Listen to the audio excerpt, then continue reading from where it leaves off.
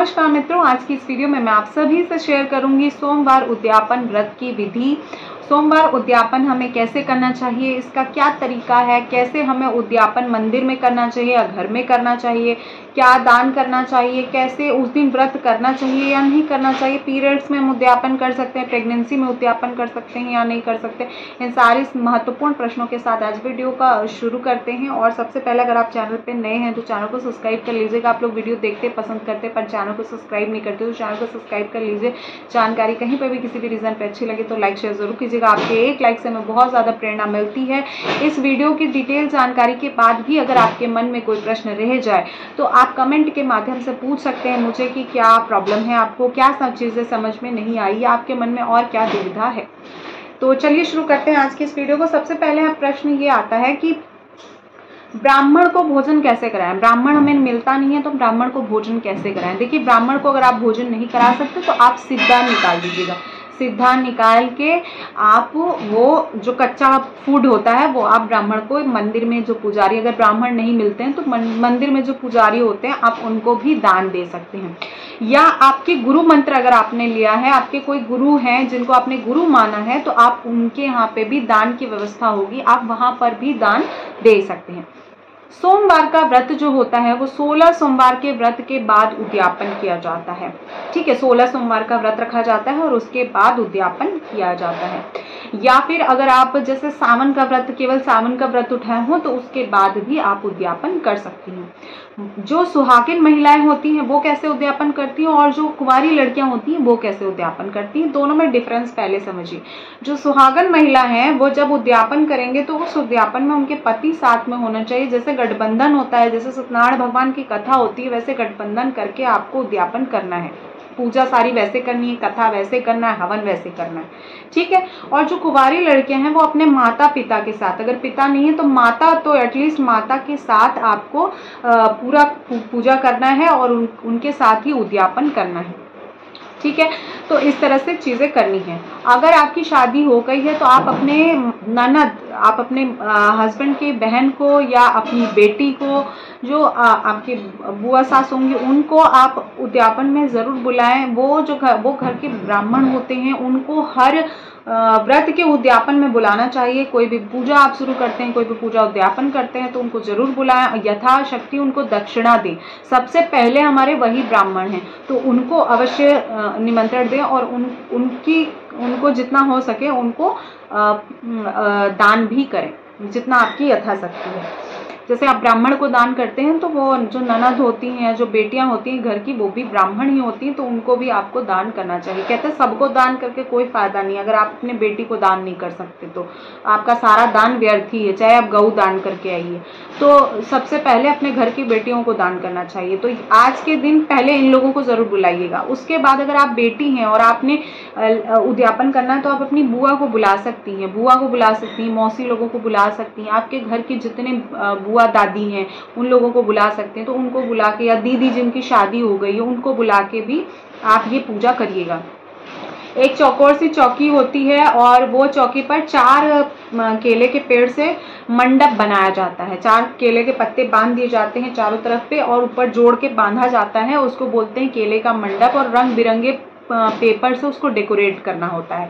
चौकी पे सफ़ेद कपड़ा बिछाइए, उस पर शिवलिंग अगर आप मिट्टी के बना सकते हैं तो ठीक है, नहीं तो जितने सोमवार आपने फोटो से पूजा की है तो फोटो रख लीजिए, और अगर शिवलिंग आपने रख रखा है तो उससे अगर पूजा करना चाहते हैं तो उसको रख लीजिए। उसके बाद उस पर आप पंचामृत से अभिषेक कराइए, माता पार्वती भोलेनाथ का आह्वान करिए, कलश की स्थापना कीजिए, अग्नि एक दिया जला के साइड में रखिए। वो दिया जो होता है, जो अग्नि देवता होते हैं, वो आपके पूजा के साक्षी होते हैं। और उसके बाद आप जितनी चीज़ें आप जैसे 5 ब्राह्मणों को दान करेंगे या 5 लोगों को दान करेंगे तो वो आप 5 अलग अलग व्यवस्था कर लीजिए। ठीक है, क्या चीज़ें दान करेंगे मैं आपको डिटेल में बताऊंगी। उसके बाद आप वहाँ पर कथा पढ़ेंगे। कथा पढ़ने के बाद हवन किया जाएगा।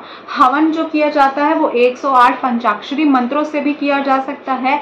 जैसे उसमें जो खीर बनती है उससे हवन किया जाता है। आप लकड़ी जला लीजिए लकड़ी जलाने के बाद हवन की एक विधि मैंने डाली, आप उसको जरूर चेकआउट कीजिएगा। हवन कैसे करना चाहिए, तो हवन की विधि उसमें कैसे देवी देवता, ग्राम देवी देवता, फिर पितरों के निमित्त उसमें हवन होता है, 9 देवी देवता, कुल देवी देवता और जो 9 ग्रह हैं उनसे संबंधित सभी के लिए आहुति पड़ती है। उसको करने के बाद 108 पंचाक्षरी मंत्रों से जो है खीर से हवन किया जाता है सोमवार के व्रत के उद्यापन में। तो खीर से आपको हवन करना चाहिए, ठीक है। हवन बहुत जरूरी है।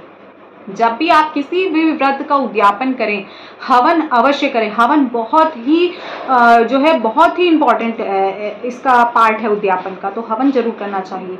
और उसके बाद आपको दान करना चाहिए। क्या चीज़ें दान करनी चाहिए आपको? दान जो करना चाहिए, आप 5 चीज़ें रख लीजिए। 5 आप थाली रख लीजिए, उसके बाद उसमें 5 चीज़ें कपड़ा रख लीजिए। अगर आप किसी महिला को दान कर रही हैं, जैसे अपनी बुआ को दान कर रही हैं या अपनी ननद को दान कर रही हैं, अपनी बिटिया को दान कर रही हैं, तो आप 5 थाली में बिटिया के लिए साड़ी रख लीजिए, ठीक है। 2 ऐसा कर लीजिएगा, 2 जेंट्स के लिए और 2 लेडीज के लिए, और एक एक्स्ट्रा आप जैसे आप बुला रहे हो, एक पंडित पंडिताइन को दिया जाता है, और एक जो होता है वो आप जैसे एक्स्ट्रा आपके पास जैसे पंडित अवेलेबल हो तो उनके लिए कर दीजिए। अगर लेडीज अवेलेबल हो तो लेडीज के लिए भी आप कर सकते हैं, उसमें कोई दिक्कत की बात नहीं।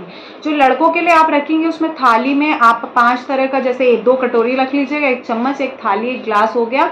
उसके बाद उसमें कपड़ा रहता है, तो अगर लड़का जो है, लड़के लोग धोती आजकल नहीं पहनते हैं, तो आप उसमें कुर्ता पैजामा रख सकते हैं, या अगर नहीं अंगोछा रख सकते हैं, जो हल्के कपड़े वाली टॉवल आती है आप वो रख सकते हैं। तो इस तरह से आप रख लीजिएगा लड़कों के लिए। उसके बाद उसमें जनेऊ रखा जाएगा। जनेऊ रखने के बाद उसमें कुछ दक्षिणा अवश्य रखिएगा, जैसे 10 रुपये, 100 रुपये, 50 रुपये, जैसे आपको रखना है आप दक्षिणा रख लीजिएगा।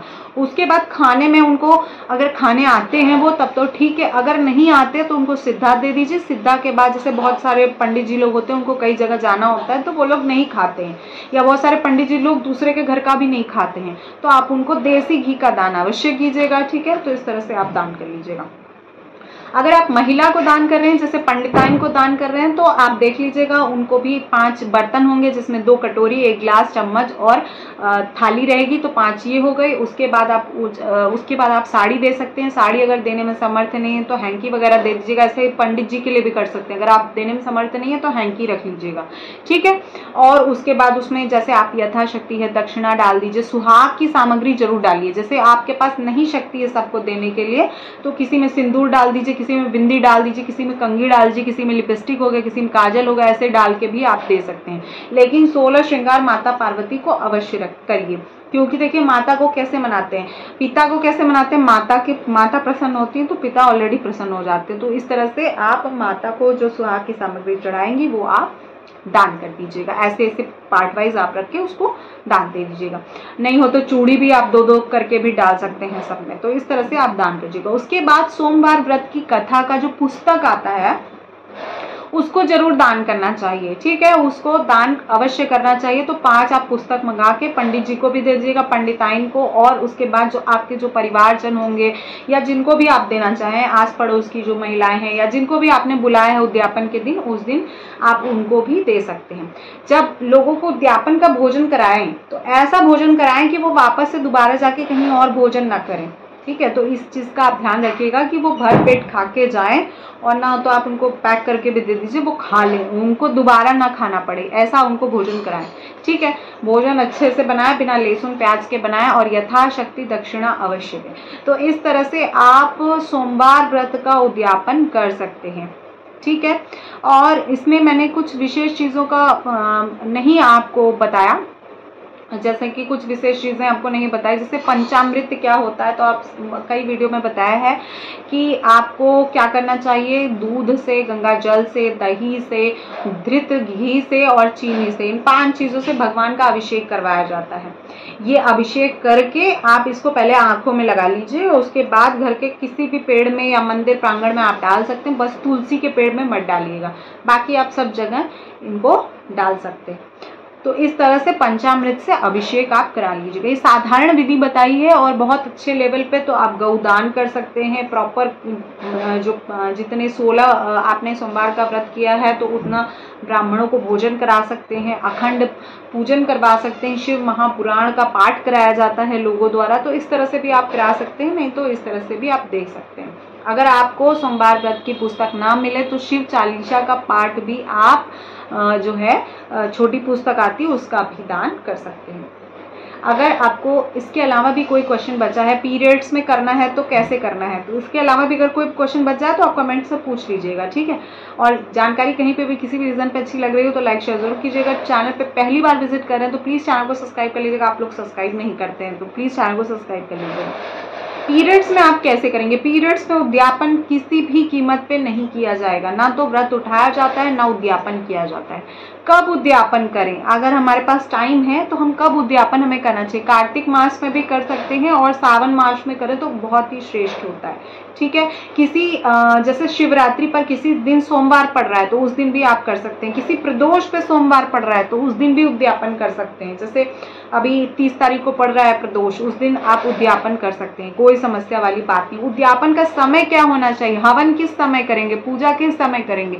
मैंने आपको हमेशा बताया है कि सोमवार व्रत हो, प्रदोष व्रत हो, तीज व्रत हो, कजरी तीज हो, हरियाली तीज हो, करवा चौथ हो, सब की पूजा प्रदोष काल में की जाती है। भोलेनाथ को समर्पित कोई भी पूजा प्रदोष काल में की जाती है। प्रदोष काल मतलब सुबह का अंत हो, रात्रि का आरंभ हो, उसको कहते हैं प्रदोष काल। उसी में पूजा करेंगे आप, उसी में हवन करेंगे, उसी में आप दान वगैरह आप चाहें तो उसी समय करें। अगर नहीं पॉसिबल है तो अगले दिन भी कर सकते हैं या उस दिन सुबह भी कर सकते हैं, जैसी आपको सुविधा और टोटल आपके ऊपर डिपेंड करता है। और अगर आप प्रेगनेंसी में हैं तो आप उद्यापन करना चाहें तो आप कर सकते हैं। पीरियड्स में आप नहीं कर सकते। पीरियड्स में पहले, दूसरे, तीसरे दिन आप नहीं कर सकते। चौथे दिन, 5वें दिन के बाद आप 6वें दिन आप इस उद्यापन को कर सकते हैं। अगर आपका पीरियड्स का 6वां दिन है तो आप कर सकते हैं। प्रेगनेंसी में आप उद्यापन कर सकते हैं, कोई दिक्कत की बात नहीं है। बस आप फोटो रख के पूजा कीजिएगा, शिवलिंग पर पूजा मत कीजिएगा, ठीक है। फोटो रखिएगा माता पार्वती और भोलेनाथ का स्वरूप, और उसके बाद पूजा आप कर लीजिएगा। आपके स्थान पर कोई विसर्जन करने वाला ना हो तो आप अपने पति से सारी चीज़ों का विसर्जन करवा सकते हैं, या पंडित जी जो भोजन करने के लिए आएंगे या हवन पूजन करवाएंगे, आप उनसे भी जो है शिवलिंग वगैरह जो भी आपके यहाँ बनेगा या जो आपको हवन करके या जो भी विसर्जन करना हो आप पंडित जी से भी करवा सकते हैं, ठीक है। और अभी कोई प्रश्न रह गया हो तो आप कमेंट के माध्यम से पूछ लीजिएगा। जानकारी कहीं पे भी किसी भी रीजन पे अच्छी लगी लाइक शेयर जरूर कीजिएगा। मिलती हूँ नेक्स्ट वीडियो में। आप सभी के लिए सोमवार की जो भी मनोकामना सोमवार व्रत से हो वो सभी मनोकामना पूर्ण हो। महादेव की कृपा आप सभी पर बनी रहे, ऐसी मनोकामना के साथ मिलती हूँ नेक्स्ट वीडियो में।